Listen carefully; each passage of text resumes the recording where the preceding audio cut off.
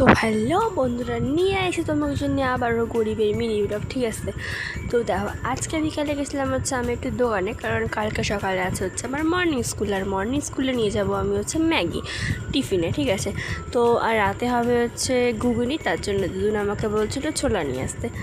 তো এই দুজন নিয়েই বাড়ি যাচ্ছি। তারপরে বিকালবেলায় গেছিলাম একটু মাঠের দিকে। আর এই দেখো, এটা আমার মামি।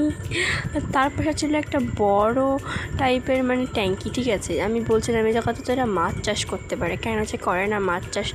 আর এই দেখো খাই খাই করা আম্বানির মন আমার। ঠিক আছে, একটু পরপরই খালি মনে কি খাই আর খাই।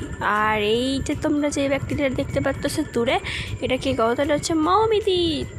হাই করো হাই করো, এই দেখো হাই করে দিয়েছে আমাদের মৌমিদি।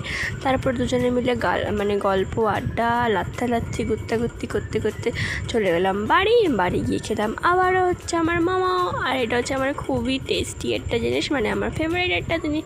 দেখা পরের মিনি ব্লগের টাটা।